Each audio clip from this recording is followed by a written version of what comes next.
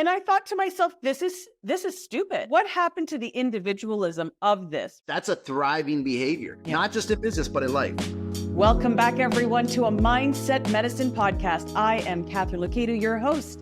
I have an amazing guest with me today, and he goes by a couple of different names. We've got the full proper name, which is Mike Ciorrocco. Did I pronounce that correctly? Yep, you got it. All right. But otherwise known as AKA C-Roc, Mike C-Roc, and he has just over 1.4 million followers. So if you're wondering if this is a person who is of interest, he definitely is when it comes to business, when it comes to mindset, when it comes to putting yourself out there, becoming a celebrity, becoming omnipresent in your field. This is the episode that you want to be listening to. So I'm going to read a little bit of information about Mike so that you can get to know him a little bit better. So Mike C-Roc is a futurist, serial entrepreneur, and luminary in the business world. He is the founder of That One brand, and he has demonstrated an unparalleled knack for launching and scaling successful enterprises. Renowned for his visionary leadership and dynamic speaking ability, Mike is the author of the acclaimed book, which if you're watching this video, it is right there beside him, called Rocket Fuel. Convert Setbacks, Become Unstoppable. And he is the host of the inspirational podcast, What Are You Made Of?, which I was honored to be a guest of a few weeks back. He has been acknowledged by Yahoo Finance as one of the top business leaders to follow, and it is a testament to his unwavering commitment to motivating individuals to break free from mediocrity, which I love, and achieve unparalleled success. So here is what you are in for today. We are going to be talking about getting known. Doesn't get better than that. How do you create an omnipresence in your industry? I have been speaking about this for years, and it's what got me into video marketing in the real estate sector and then in mindset. How to create the celebrity effect without ego, but for impact, and scaling attention on various platforms using different systems. And we are just going to dive right in. Mike, thank you for joining me today. You're welcome. Thank you, Katharine, for appearing on my show and also allow me to come here to speak into you and your audience today. I'm really honored, and I'm ready to rock. So let's go. That's awesome. Well, you know what I want? I start the same way because I have a fascination about where people started from. That's what I want to know, because for me, it is what develops people's mindset. As we know, this is called mindset medicine, and people's mindset, it starts from a young age and it evolves, it grows, it changes for various reasons, various experiences. So take us back. Tell us where you come from. Tell us. Yeah, let's go. We'll get it fired up right from the start. How about that? So yes. I came from a lot of brokenness, Katharine. I was, I don't remember my parents ever being together. I did the every other weekend thing, the custody battle, the child support battles that my parents went through. And it seemed like everybody around me was broken, going through mental health issues, anxiety, depression, alcoholism, drugs. And, then you add step parents into the mix. And then they have kids with other people now, and it's like this family grows, and then usually the one that's like the oldest gets left behind somehow, right. Or just it's just wild how it works. So I always seemed like I was trying to seek attention, and when I was growing up, I just witnessed a lot of things, a lot of brokenness, and I started seeing things that would align. I started seeing patterns as a youngster. I started noticing that people would share a story about themselves, and then they would live out the story. Then they would get results, and then they would tell you like, well, I'm getting these results because I did this, this, and this. And I grew up in a bad home and my parents were alcoholics or this and that. And I started seeing this pattern of, oh, you're designing your life ahead of experiencing it. And I'm like, wow, I wonder if that works for the good thing too, like success. Right. Like, I wonder if I could start telling a story of like, hey, I'm successful because I came from a lot of brokenness in my life. I wonder if that's possible. So I started trying it. And I started realizing that, and I wrote this book called Rocket Fuel, Convert Setbacks, Become Unstoppable, because one thing I started to do subconsciously was everything that was happening in my life. The good was fuel. The bad, I had two choices. I could store it in my trunk. If I'm driving a car, I could store it in my trunk, where it would weigh me down and slow me down, which most people do, or I could store it in my fuel tank. And if I store it in my fuel tank and convert that, there's energy in everything. Everything has energy. And so I started to realize this. If everything's made out of energy, I can decide what I use the energy on, and I can become unstoppable to live in the life of my dreams. So that's kind of what I came up with and operated, and just noticed it works for the good or the bad. Whatever you want, you can design whatever you want. Yeah. Oh, 100%. 100. I'm with you all the way. And it really is that choice, right? Are you putting it in the trunk, or are you putting it in your fuel tank? And it's just one decision. That's all you got to do. Make one decision about it. And that's what starts changing that whole trajectory forward. So, Yeah. So tell me then, what was your first, let's go back. Like, what was your first sort of initiation into business? Where did you start from? And then tell us how that took you to where, as you led to where you are now. So my first, I was in sales. I was in the restaurant business out of college, and then I was in sales. But I watched as a kid, my grandparents and my dad, they were masons. And my uncles, they were masons and stucco guys.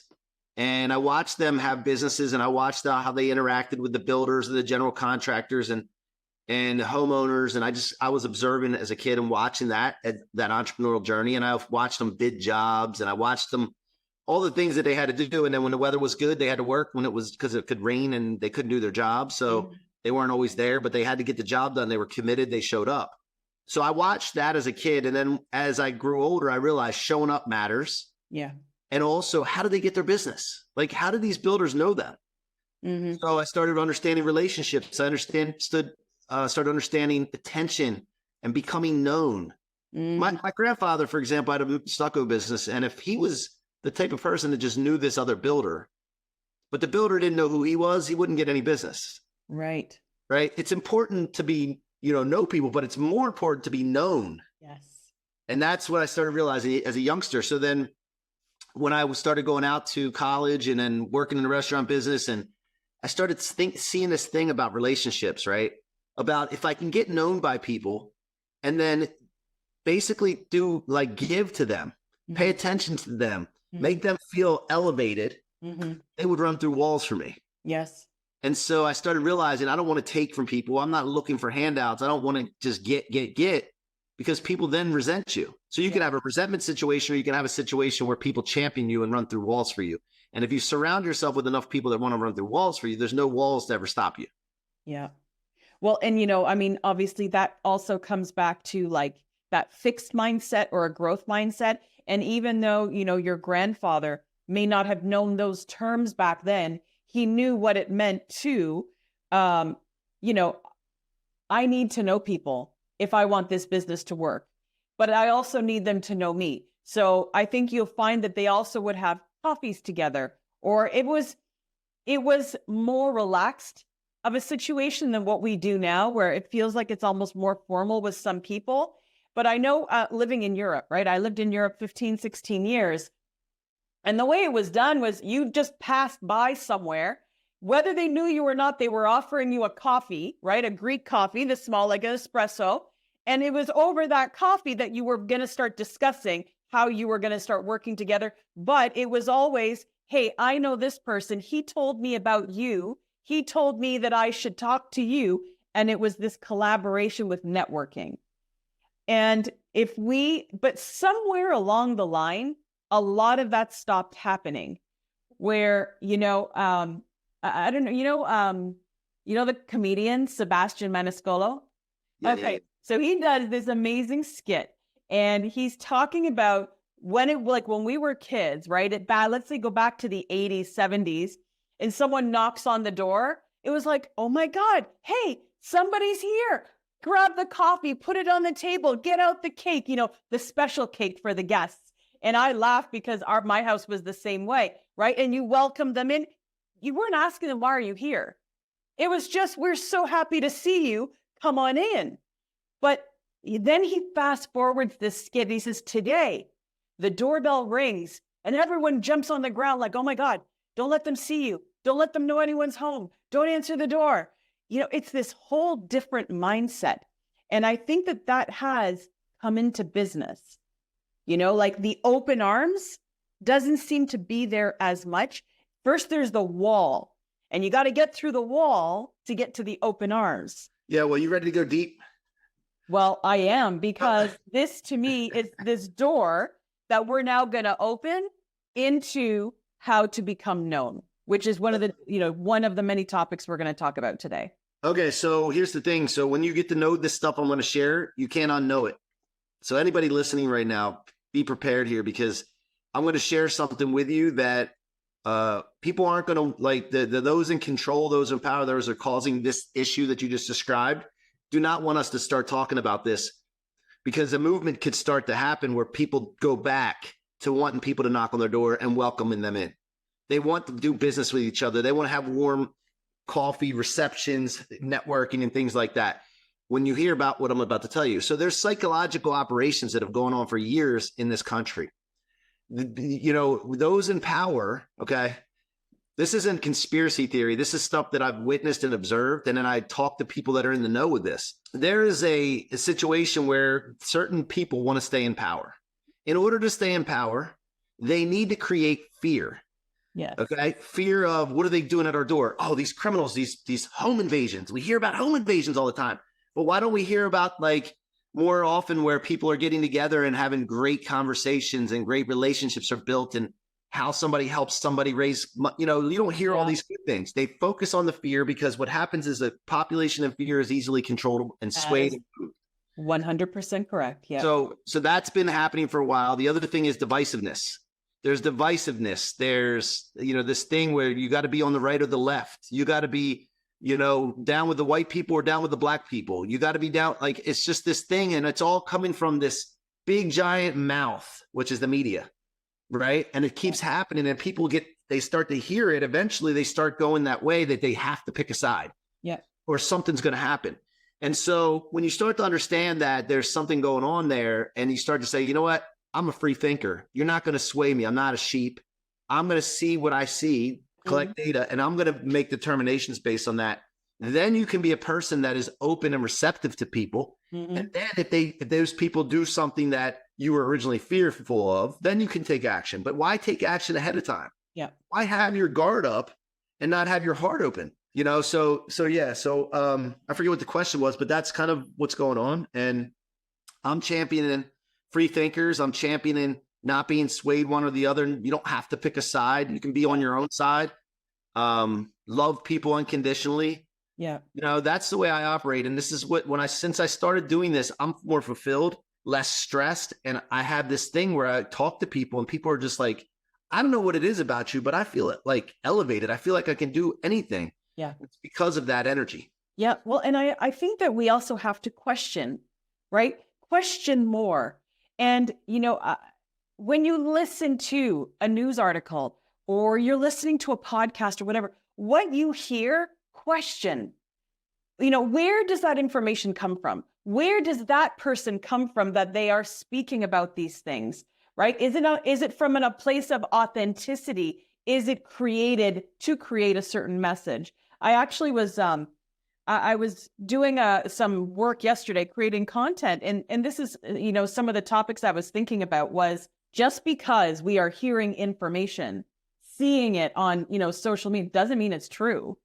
Like, where is that information coming from? Where did that story emerge from? Right? Everyone has an agenda. And this is what people have to understand. And this isn't going to become political, but every individual has an agenda. And when I'm coaching people, I always tell them, when you're worried about your time management and someone's asking you for something, just keep asking yourself, are you fulfilling their agenda or yours? Right? Because if you just keep saying yes to everything, well, you're saying yes to other people's agendas. So how about follow your own path? But first, you got to figure out what that is. And I would love to bring this back then, becoming omnipresent in business. And how do you become this person that people want to follow?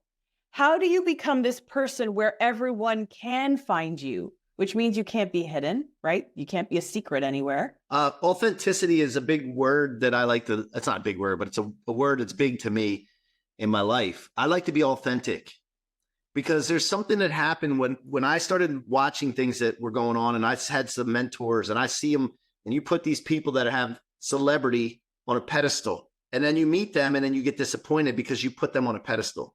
Okay. I'm a believer in God. God's the only one I put on a pedestal. And because God doesn't disappoint, it hasn't disappointed me in my life. Human beings are flawed. They will disappoint you. And so what people need to understand is that celebrity is important to have for impact, not ego, but it's all manufactured.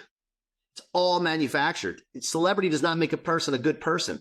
It doesn't make them authentic. It doesn't make them, superpower, superhero. It doesn't. It's all for attention, to get known, to create attraction. Okay, so what is important in business is to get known, become a celebrity in your space. Well, we call that one, by separating yourself from the pack, by knowing who you are authentically, leaning into it unapologetically, and being different. Not the best, because the best is subjective. Yes. There's different variables you can measure the best with. But if you're different and you're authentically you, you're going to attract who you need for your business or brand and repel the people that'll be a pain in the butt in your business. And you need to be okay with that. Yeah. There's going to be people in your life, friends, family, customers, employees that will leave you. But you want them to leave you because you're authentic and leaning into who you are, putting your stake in the ground, having non-negotiables, core values, and they leave because they don't align with those things. Yeah. And then you create an attraction model. So what I did was I was in the mortgage real estate space for 20 years. I started as a real estate agent, loan officer. Then I started building branches. And I had 7 branches, hundreds of employees over the 20 years came through. I always focused on building people and expanding their capacity and reaching potential. But at some point I started realizing, a lot of people listening might be in this business, right? Or some business, that they start to attach their identity to the results of the business or variables that affect the business, like the interest rates, the economy, the market. And I started noticing these things, Katharine, where my emotions were aligned with the business or the rates. The rates were up here, the business slowed down, my emotions were down here. And I was like, and I said, you know what? This is baloney. I don't want to cuss, but this is ridiculous. I don't want to live my life like this. I got into my 40s and I was like, this is absurd. I don't have control. I feel like I'm a puppet on strings, and I'm not a puppet. I told my wife, I can't do this the rest of my life. However, my hands felt like they were tied with handcuffs because I felt like the money was so good. We were making millions. And, we got that business to 8 figures. And I just was thinking to myself, like, what else can I do to make this kind of money? I don't think but I don't want to live this way. What am I going to do? And so I started realizing, okay, mortgage business, real estate, it's a commodity. It's hard to differentiate yourself. I got to differentiate myself. I got to get known. And see, my background is I'm a performance addict, individual company performance. I know how to scale businesses and I know how to build brands and get attention. And so I said, I'm going to get known for this and I'm going to go global with it. Matter of fact, if there's aliens, I was watching the news and I don't know if there is aliens, but I saw UFOs and aliens on the news. They started talking about it. And I'm like, if there's aliens, I want them to know who I am and what I do, because of the fact that if I do that, I will create an attraction model versus a chase model, which I've been chasing my whole life, chasing custom. First, it was chasing girls, chasing customers, then chasing employees and revenue. And chase. I'm like, I don't want to live like that. Yeah. Traction, you pull things into you, and that's a better life. You still know how to chase if you need to, but so I did that 5 years ago. And what happened was I went on a podcast just like this. Somebody invited me on it. I had no idea what a podcast was. I get on this show and I'm being interviewed. And I'm like, wow, I'm very hyper aware of something. Something's happening here. My confidence. I was pretty confident already, but it was like skyrocketing. And I'm like, this is powerful. Confident. If you get confidence, you can accomplish anything. And so I was like, I need to bottle this. How do I do this? I got it. Go on more podcasts. So I started leaning into it. I was doing 7 to 10 podcasts a week. Wow. I've been on over 922 podcasts in the last 4 years, and it's changed my life. It's changed my business. And in doing that, I documented that process. And now I help other people do the same thing because I can't shut up about something that works. Yeah. Fascinating. And, I know exactly where you're coming from. Being in the real estate industry as one of my businesses, the day that I felt relief was actually the day I opened my own real estate brokerage, because I was no longer chasing awards. I was chasing the betterment of the agents coming in. How good can I help them become? And it was a whole different feeling, because until that point, I worked for a big brand. So your identity in real estate, what happens is most agents identify with the brand. And so what happens is that there is this animosity. Oh, you work for that brand? And I used to sit around because I love the sociology and psychology of what I see going on. And I thought that's really interesting because I've never seen a McDonald's employee hate a Burger King employee. Like, I've never seen that before. Or, oh, you work at whatever department store and I work at this department and we shouldn't know each other. This was absolute BS to me. And I thought to myself, this is stupid. Like, why are you associating with this I mean, great for the franchise, right? That you created all these little soldiers who associate with your brand. But what happened to the individualism of this, right? Where try and differentiate. And so that's what I started doing. And when I started differentiating back, how many years? 8 years ago on video, do you know that the manager of that franchise that I was in told me to stop because people were noticing me? And I thought, isn't that the point? Right? So, of course, I kept going, left there, opened my own. And when I opened my brokerage, I called myself the anti-brokerage brokerage because that whole idea just did not sit well with me.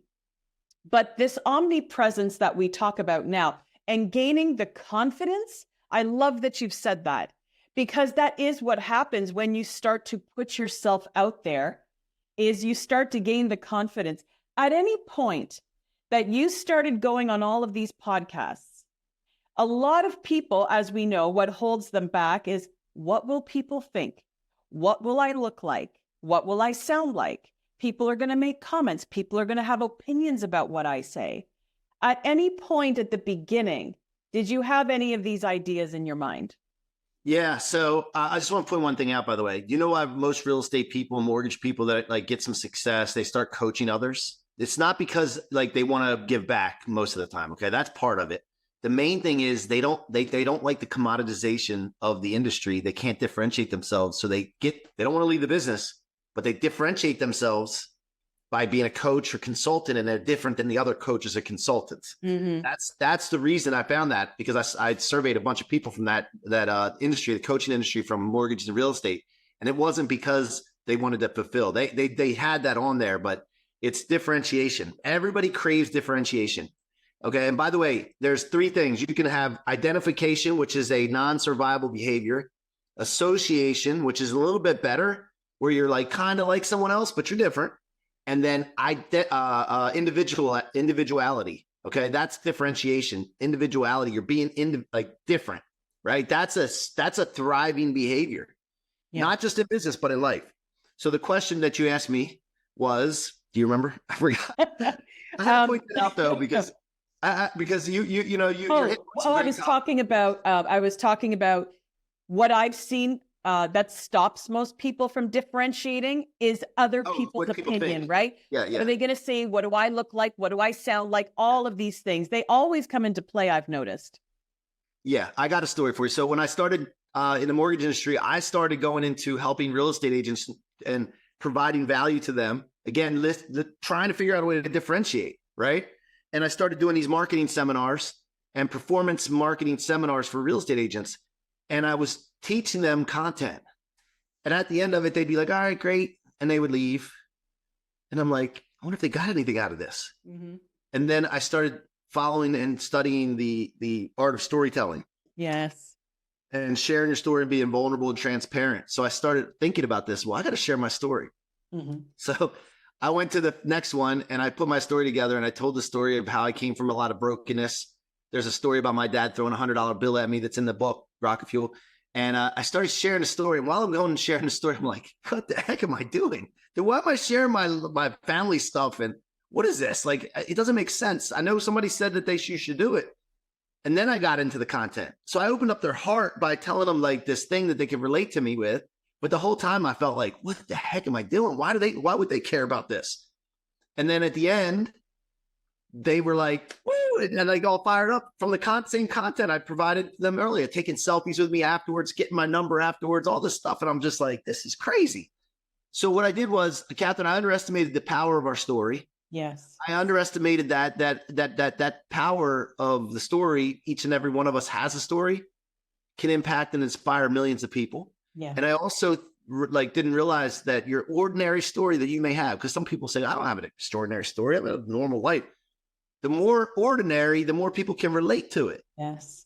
And so when people relate to it, they open up to you, and then they care about what you know. They don't care about what you know until they open up to you.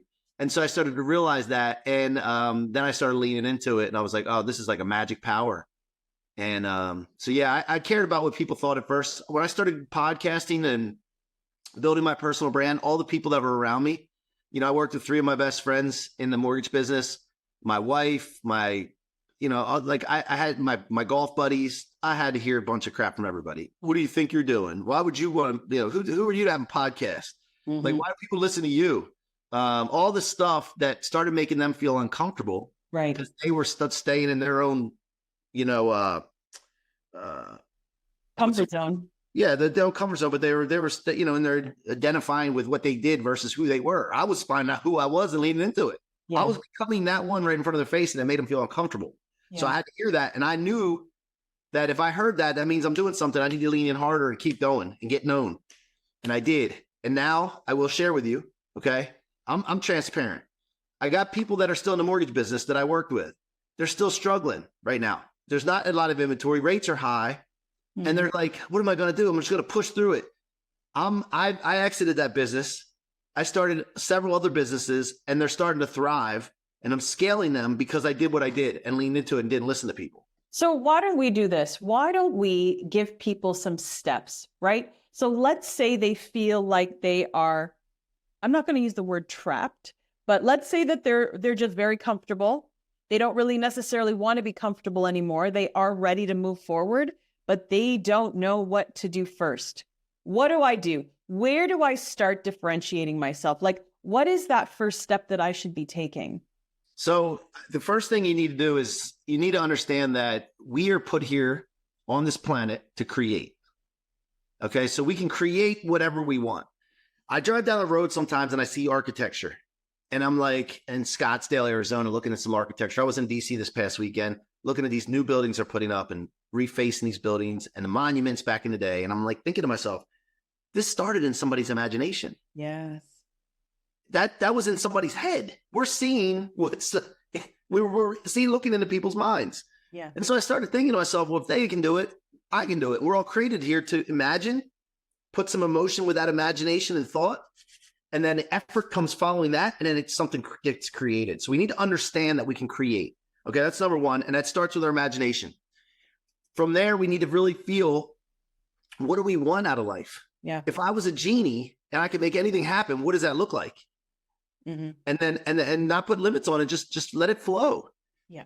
Start writing it down, start thinking about it all the time, start obsessing with that. And then from there, I'd like to know, like, okay, if I'm going to do this, who am I going to be through this? What are my non-negotiables? What are my personal values?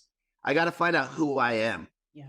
Very important, because so many people identify with the vehicle that they're in, with their business, the brand. We talked about this. That's just your vehicle. You need to find out who you are. Yes. And what's that mission that you're going to go on. Yeah. From there, okay, this is the first step. So I'm not going to go too deep, but I'm going to get one more thing. From there, you start aligning your thoughts, your words, your actions, and the environment that you keep, your people around you, with the mission and values that you set for yourself of who you were. And once you do that, it makes it very easy to make decisions, because you can say, I'm going towards this mission, mm-hmm. or away from it. It's building towards my vision, my dream, or it's tearing it down. Yes. And I can say, if it's tearing down, no, I'm done. Cut it off. Boom. Just like that. Yeah. If it's building, lean into it.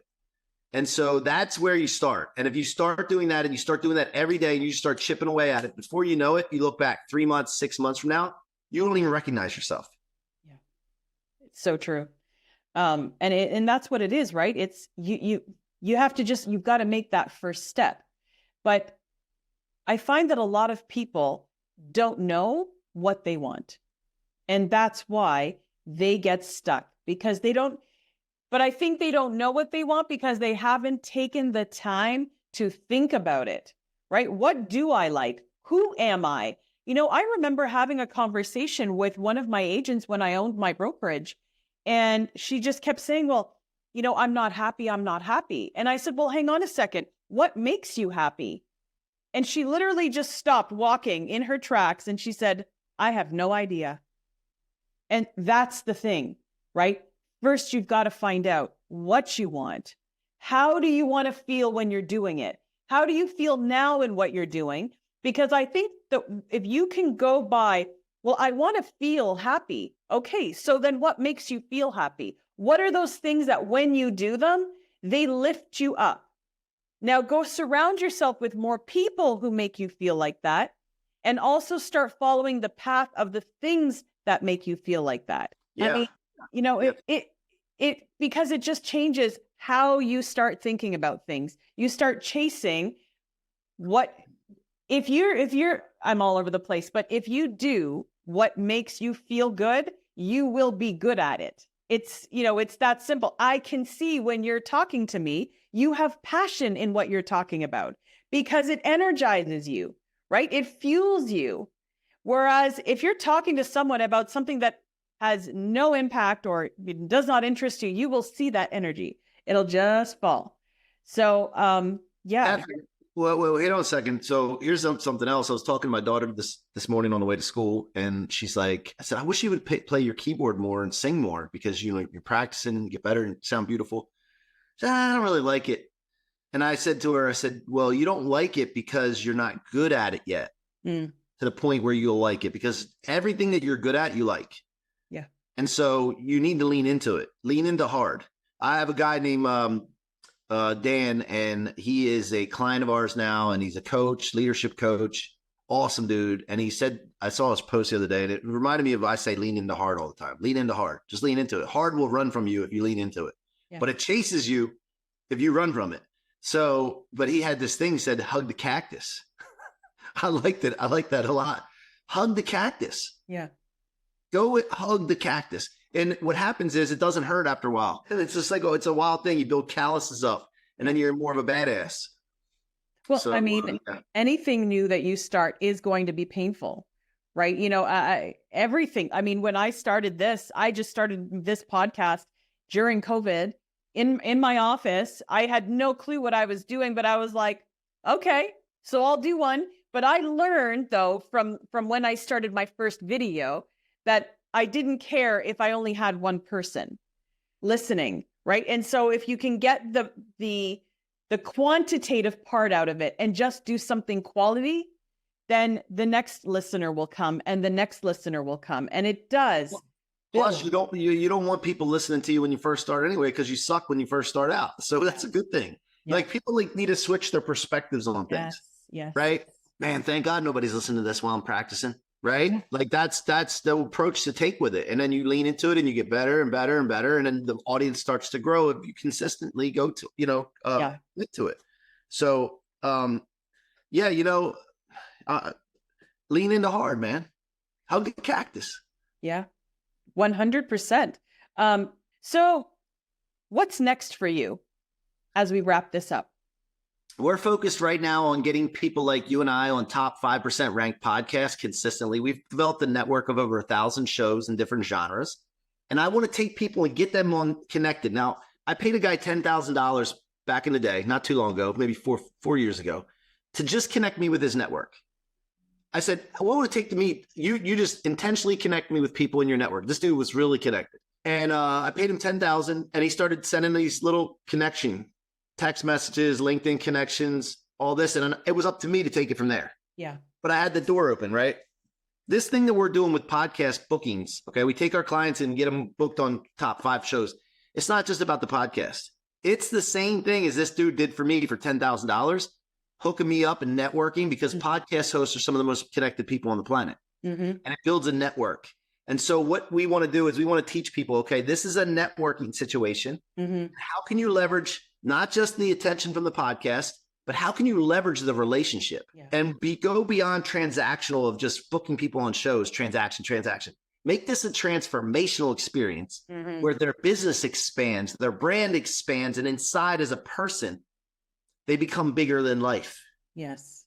that's the intention that I'm focused on right now. And also helping people automate their businesses so that they can expand as well. Time, more freedom, less stress, and can scale their business effectively using automation and AI like we have. Love that. We didn't get into that very much. Is there anything you want to talk about in that business of yours? That's what I'm really fascinated in. This is sort of like the era that I'm in right now. I published a book last week called AI Secrets for Business Success and Life Hacks. And just because, and what's interesting is that it actually wasn't on my radar, but I love AI. I love the fact that I can work smarter and not harder. I love the fact that I can use AI running behind a Zoom call, running behind my emails. So talk a little bit about that part of your business. So I think all of us as kids, or most of us, wanted to be a superhero. And so nowadays, with the technology and the evolution that we're seeing with AI, which is going to be, I mean, it's probably going to evolve 5,000 times faster than the internet. 100%. Yeah. And the fact of the matter is, if you find out, and the guys, a lot of people will run from this because they're like, oh no, I'm not. One, AI is scary. It's going to take over the world. Yeah. AI is bad. AI this, AI that. And they use all these stories to not get into it when they're really just uncomfortable and they don't want to lean in and hug the cactus. Mm-hmm. Right. Mm-hmm. If you lean into it to start learning little by little, we all wanted to be superheroes as kids. This is an opportunity to turn yourself into a superhero, to accomplish more than we thought humanly possible. Right. And so I want to help people have better family lives, better personal lives, more money, less stress, live longer lives by showing them what I figure out, what my team figures out in our business with automation, things that you shouldn't be doing. Okay. You don't need to be doing, and then create situations where people can stay in their genius and also do what they like doing. So for my mentor, I had great mentors, but one particular, Richard Dolan, told me one time, he's like, Frank Sinatra, the singer back in the day, for those youngsters that are listening that don't know who Frank Sinatra is, he did it his way, New York, New York. He would show up to a venue, maybe sit in the green room and party a little bit, whatever, warm up, but he would show up to the venue, do his thing, come in and sing and perform, and then he would get the hell out of there. He didn't sell the tickets. He didn't do all the setup of the show and all the technical stuff. He didn't clean up. He did his thing because he was able to systematize it and have leverage other people, which we can leverage people in automation and AI nowadays. So that's what I want people to start thinking about is like, I am the talent, not as ego, but I'm the talent. I need to lean into the talent to be the best, most creative that I can be, perform the best. And how do you do that? And that's what we're focused on. Love it. I absolutely love it. This has been great. I love it. I love the topics that we touched on. We touched on just enough to give people a seed of a different perspective. And we touched on things that I believe are coming in the future, which is the systemization and AI. Leaving people off with one thing today. What has been your best mindset medicine in your life? I think really, I've had several moments where I've used this, like this one thing, right? But now it's like, I'm starting to lean into more of like, I am put here by an all-powerful God, and I've been given these abilities to create the life that I want. And I can't get over that, the obligation that I have. And if for me to not see how far I can take this thing and help others see how far they can take this thing, I think that's a disgrace. So I wake up every morning obsessed with helping people with the obligation and duty, and then showing them the obligation and duty they have to do the same thing. And so instead of me just trying to inspire millions and billions of people or help that, I don't have to do it myself. If I help other people, they help other people, and I teach them how to put it on other people, to obligation and duty to do this.